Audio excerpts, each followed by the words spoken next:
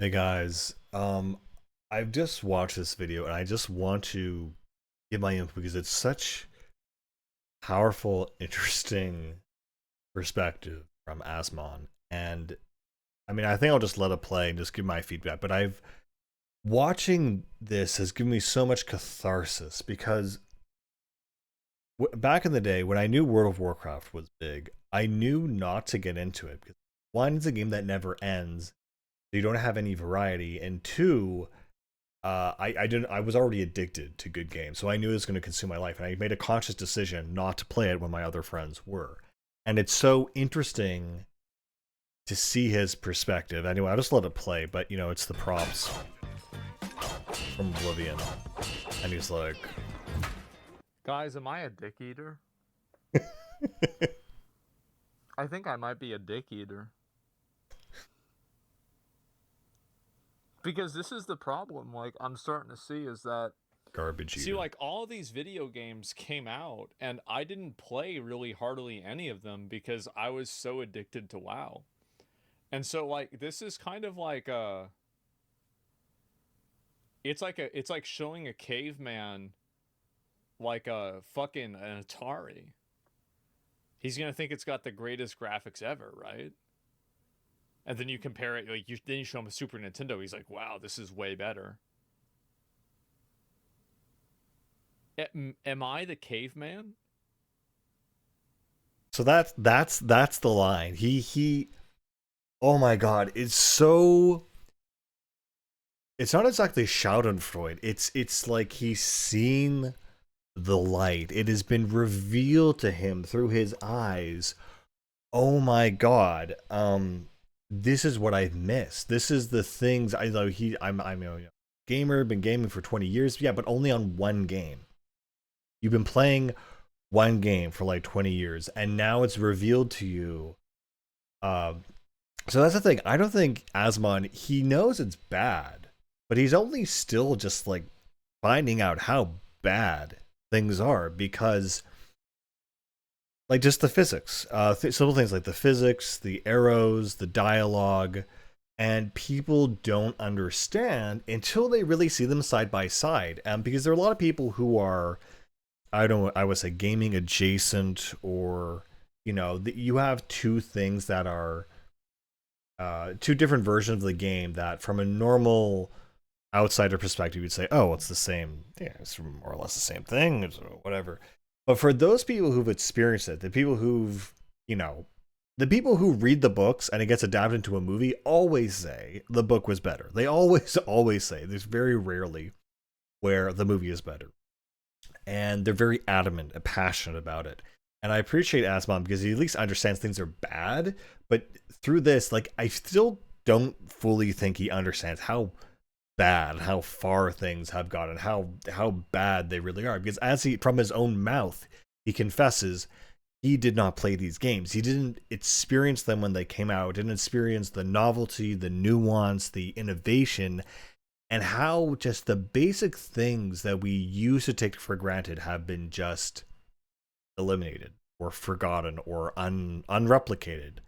And there's a whole myriad. There's another conversation, a myriad of reasons as to why that is and how that has happened. I would say bad management, I guess, frankly. Too money is thrown into games now. There's too much money to be made and also too much money to lose. And I think all the talent and all the really passionate people who had the ability to be passionate, even if you put them on the same project today, um, would just be drowned out by the ginormous team sizes. And yeah, and I just love this moment where he realizes he's the caveman, that I don't know, because I knew people like this. I knew people like this who might have been, PC gamers or only PlayStation or only Xbox or only Nintendo in some weird cases, but they would just play on their one system. They had no interest in other genres of games or even other game consoles. Nintendo was the gay baby system. Sony was the overpriced console PS3 era, and PC is almost.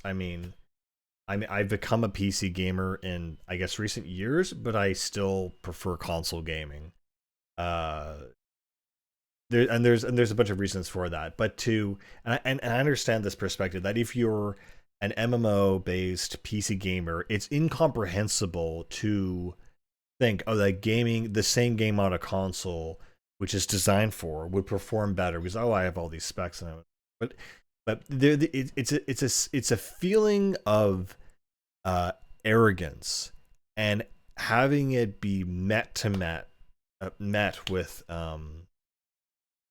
the truth and the substance of the matter to see, oh wow, this is what it's really like.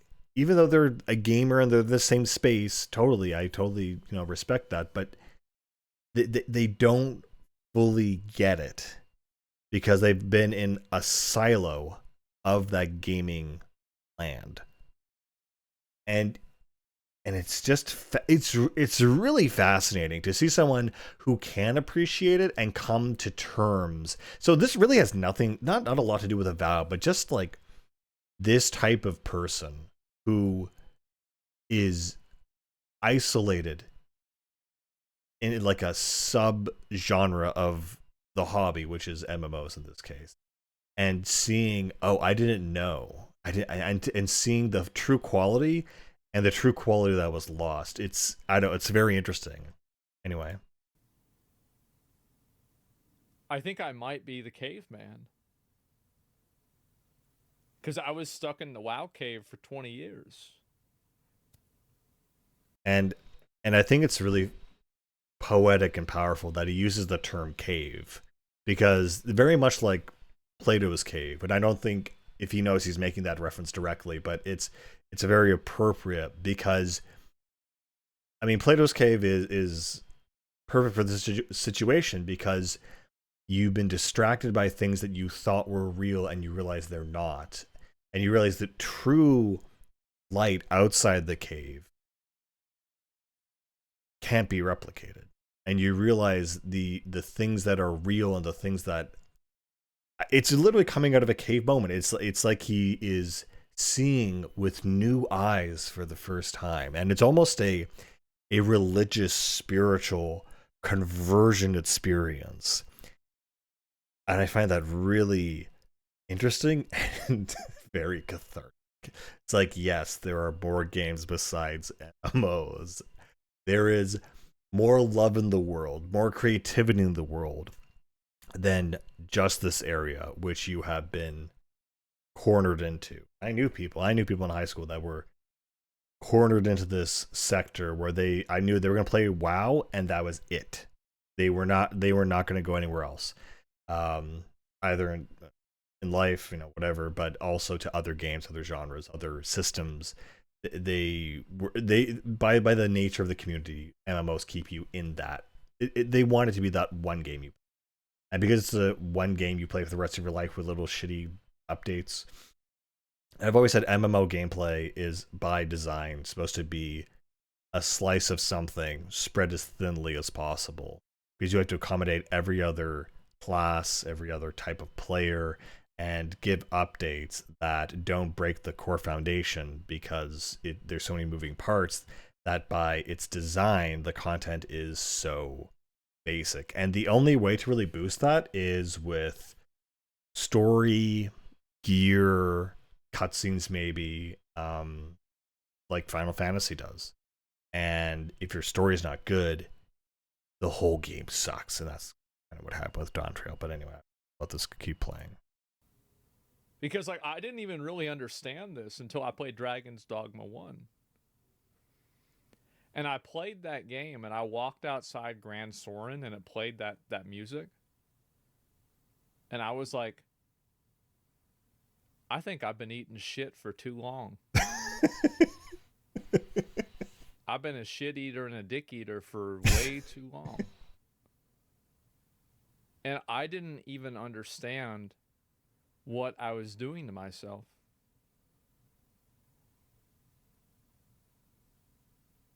And it spit it out. I did. It's nasty. And you missed a lot. You still won't play Skyrim or Oblivion? It's like, do I have to do that now? Like, I mean,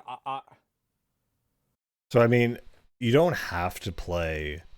I mean, I don't know what to tell you. If you grew up in that era and you weren't playing games casually, you have so much to catch up on that it's either you just don't at all because it's too overwhelming and your backlog will be insane, or you kind of talk yourself down and you only play the top 10 or the top 5 or something.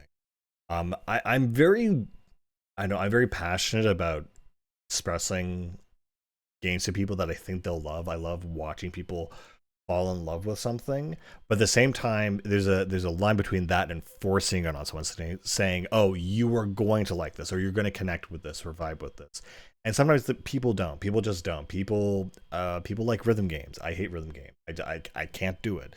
So there's always a balance. What's really interesting though, is when he begins talking about Dragon's Dogma 1 and how about exiting the gates and music begins to play and his voice almost becomes, I don't know if it falls into an accent or it trembles a little bit, but you can tell when he's speaking about that moment, that memory, that moment in the game had an impact on him that was very deep, almost spiritual. And this is what, I mean, the artistic function of games is that if you have a distinct emotion, idea, or expression of yourself reacting to something, I mean, that in the capacity of art has performed its function of giving you something that opens your eyes or makes you feel something. It's the function that an aspect of reality has been replicated into your consciousness that is of a higher purpose, that you can think back to it and be like, oh yeah, that was really cool, or that was really interesting. And this is really just another precept that I hold, that quality is memory. If you remember a lot about certain parts of a game, then it's almost implicit that that game has value. That's why people who continually make memes about media that is more than 5 to 10 years old is a selling point to me, because it tells me, oh wow, you're still talking about this, you're still joking or laughing or discussing what this scene meant.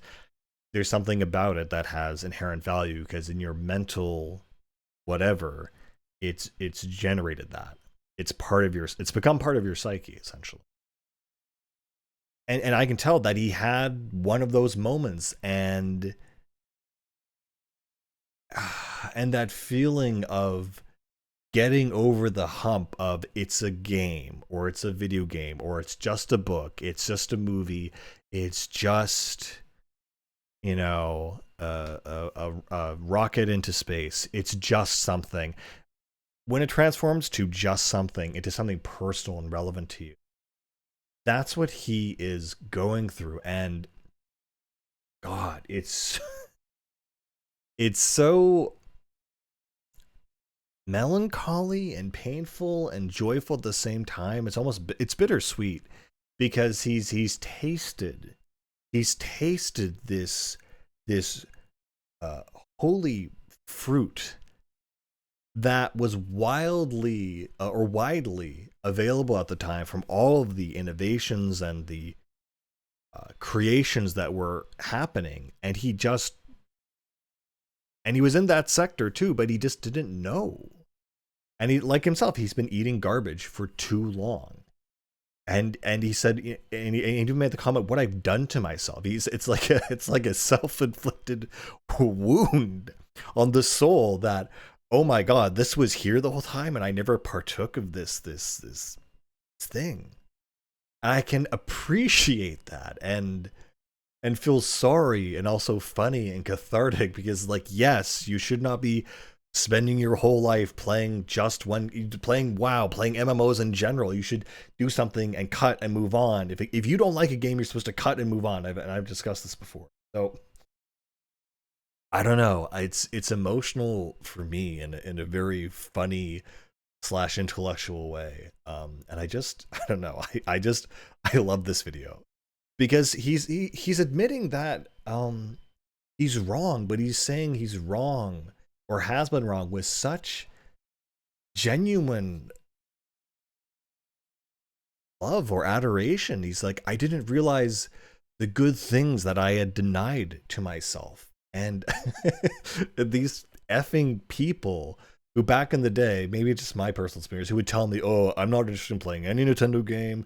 I'm not interested in playing anything but this. And it's just like, dude, you're missing out. Like there is so much out there, and you deprive yourself of this. You inflict wounds upon yourself, and if you tell them that, they won't believe you because they're stubborn or they're whatever. And then like sounds weird. Like, what are you talking about?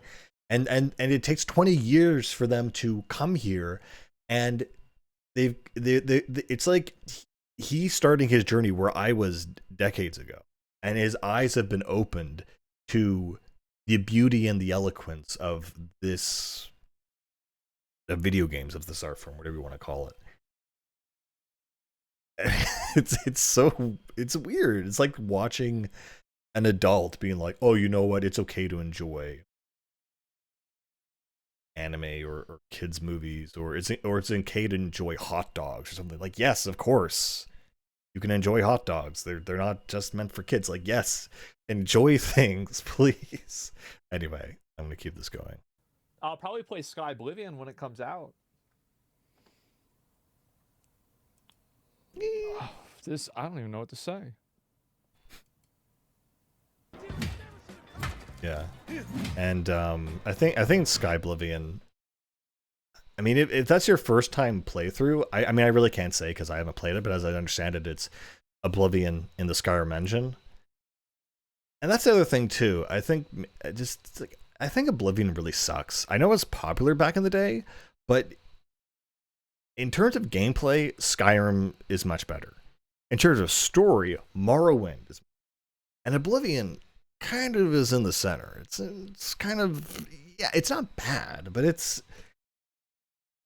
brothers or its siblings in this trio are very much specialized or very focused and better in very specific things. I mean, the combat in Morrowind is terrible, don't get me wrong, but to put Oblivion on any kind of pillar, just, I feel it's almost nostalgia. I don't know. I remember when Oblivion came out, I had no interest in it. I had zero interest. And my friend was like, "Oh my god, you can like steal things in lockpick," and I was like, "Okay, I don't care. Like, what's the vibe? What's the story?" And then Skyrim came out, and it's like, "Oh, this is like medieval fantasy, but Vikings." I'm like, "Oh, I can totally do that. I understand you're doing a very specific thing and a very specific vibe," and it's like, okay, I can get on board with that. That's interesting. But as a generic medieval fantasy setting, if you don't have anything that stands out, unless you're the best generic medieval fantasy setting, why would I bother? Anyway, the other part of this video I kind of want to give is near the end here, where he says the funniest thing. The funniest. It's like a tragic comedy. Like, this is so tragic, but it's so funny because he's found the love, essentially. So I'll just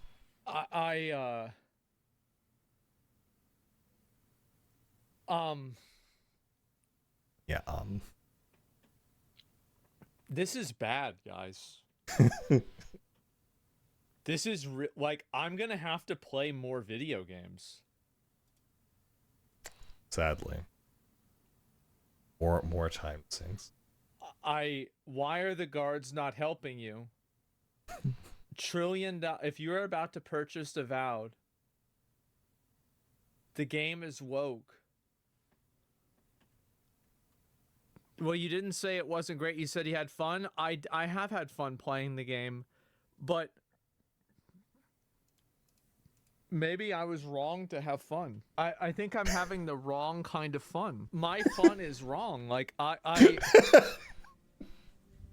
do Skyrim versus Avowed? No, we've had enough. Like, he's already dead. Leave him alone. I didn't even know this. Like, how does this happen? I don't even know what to say. And I love that part where he is so overwhelmed that he just walks away. Like I would too.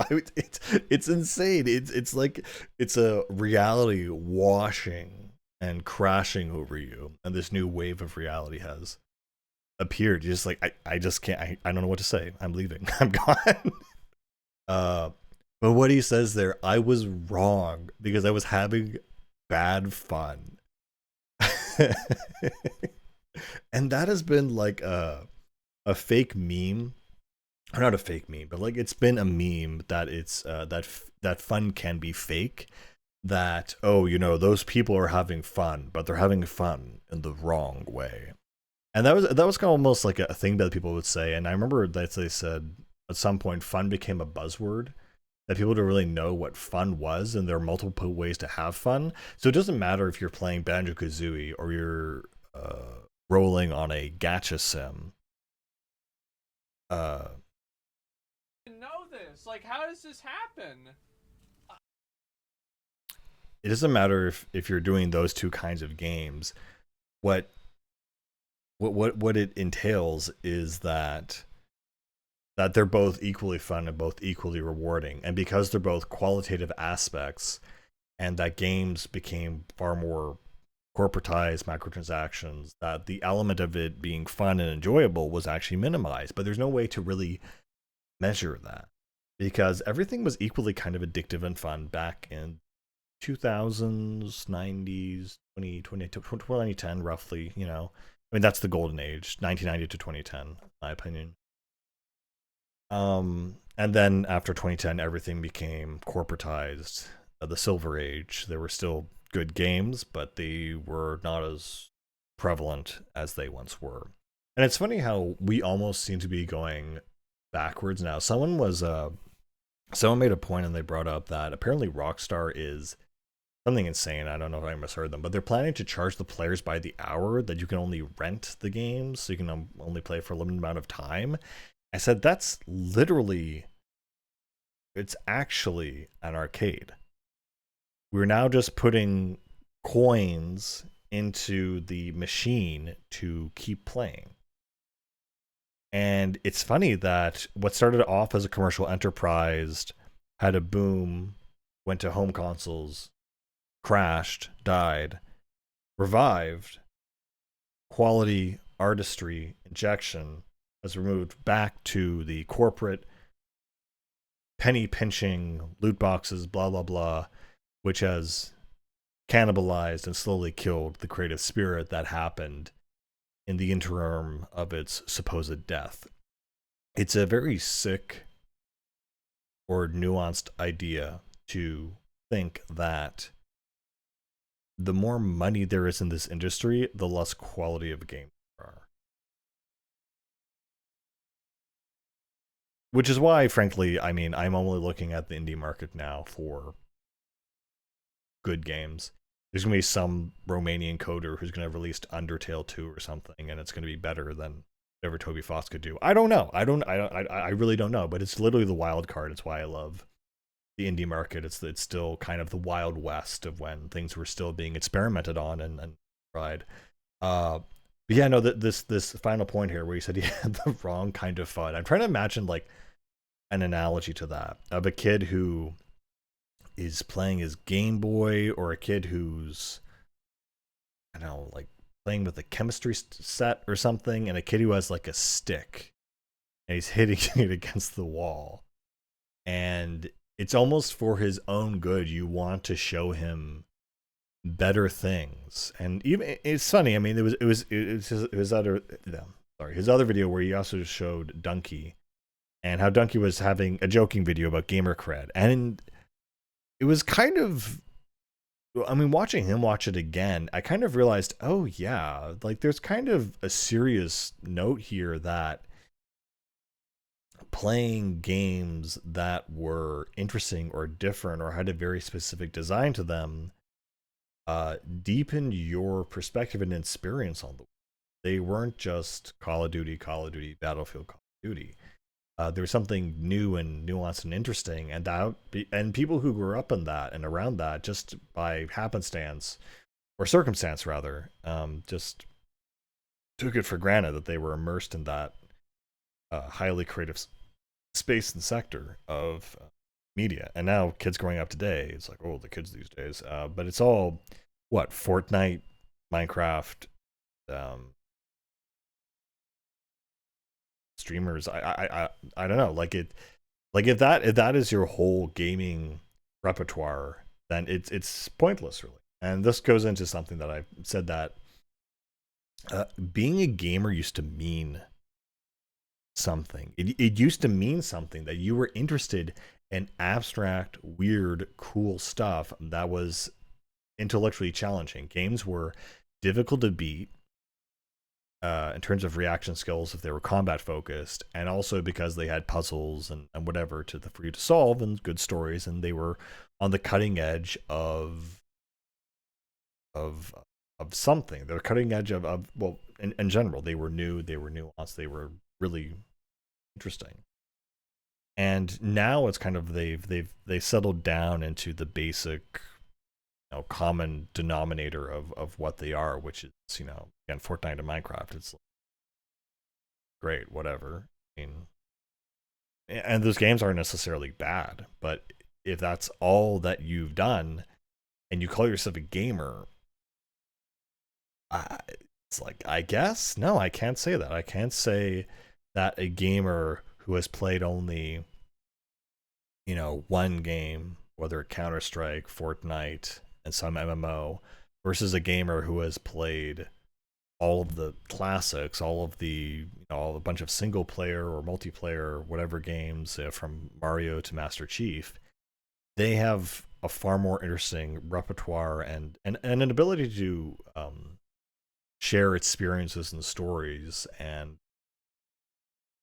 things with more depth in general.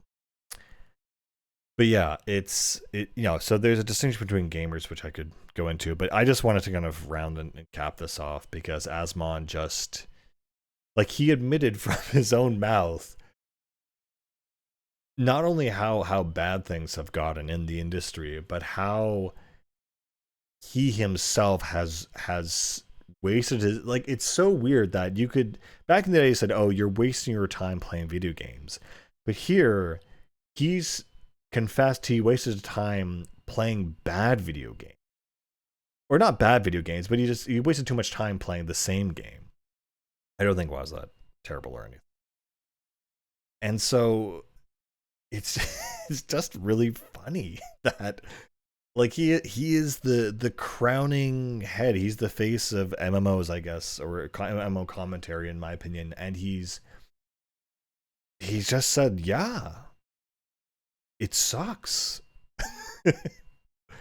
uh, it's not a good way to live or be, or that, not even that. Not, it doesn't need to be bad, but there were other things that venerated so much more passion, interest, and experience that if you stayed in your one silo, you would never experience. He fully, honestly, bravely, honestly, confesses that by watching this, and I just find it so funny because I thought, oh, I'll just see some funny little things they changed between the games, what Obsidian lost in their programming or talent or whatever, but I got way more from Asmon himself introspectively from this than anything. Anyway, that's pretty much all I want to say about this. I could probably go on, but I think that's good for now. Uh, yeah, I don't know what's gonna happen. Avowed itself, I played it a bit. The I'm trying to only say positive things at first, which is that, the charge attack feels really good for both the arrows and the swords. And the dialogue itself wasn't super woke or left wing or anything. It seemed to be pretty normal, I guess. that being said, so those are the good things I can say about it. Everything else about it was not great. It was highly generic, highly generic. The combat, but again, to the point, like this is a 20-year-old, 19-year-old game that it's being compared to, and if the best thing you can do in 20 years is make the charge attack have a little rumble thing and glowing when you do it,